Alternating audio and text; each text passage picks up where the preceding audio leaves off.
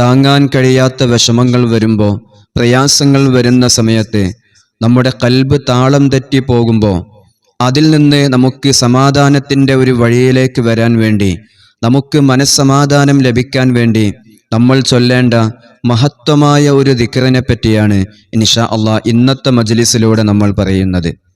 പ്രത്യേകിച്ച് ഖുർആനിൽ ഇടം പിടിച്ച വളരെ മഹത്വമേറിയ ഒരുപാട് അമ്പിയാക്കളും ഔലിയാക്കളും കൈമാറി വന്ന ദിക്റാണ് ഇൻഷാ അല്ലാഹ് നമ്മൾ പറയുന്നത്.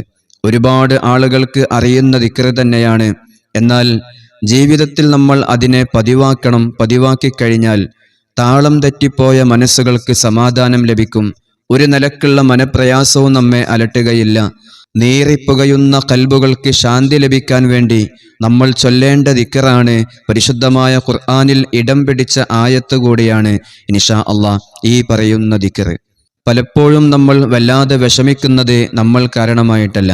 മാതാപിതാക്കളാണെങ്കിൽ അവർ മക്കളുടെ ജീവിതത്തിൽ ആവലാതിയും അവരുടെ ബിസിനസ്സിലുള്ള തകർച്ചയും അവരുടെ ജീവിതമൊന്ന് സന്തോഷത്തിലാകാത്തതിൻ്റെ പേരിൽ, ഒന്ന് സമാധാനത്തിലാകാത്തതിൻ്റെ പേരിൽ വിഷമിക്കുന്നവരാണ് കൂടുതൽ മാതാപിതാക്കളും.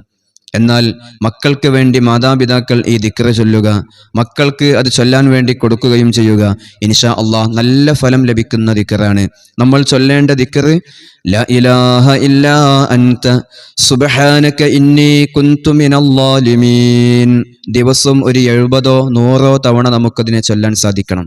ഒരിക്കലും വിഷമങ്ങളും പ്രയാസങ്ങളും നമ്മിൽ നിലനിൽക്കുകയില്ല. അല്ലാഹു എല്ലാ വിഷമങ്ങളെയും നമുക്ക് മാറ്റിത്തരും.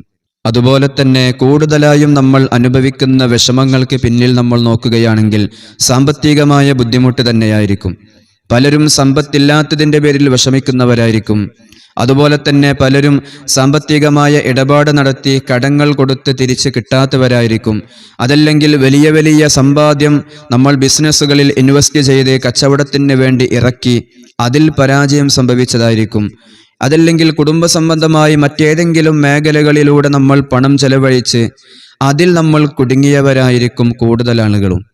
എന്നാൽ സാമ്പത്തികമായ വിഷമങ്ങൾ തീരാനും നമ്മുടെ കുടുംബത്തിൽ സാമ്പത്തികമായ ബുദ്ധിമുട്ടില്ലാതിരിക്കാനും അള്ളാഹുവിൻ്റെ റഹ്മത്ത് നമ്മളിൽ നിലനിൽക്കാനും വേണ്ടി ഇങ്ങനെയുള്ള ഇസ്മുകൾ നമ്മുടെ വീട്ടിൽ സൂക്ഷിച്ചു വെക്കുക.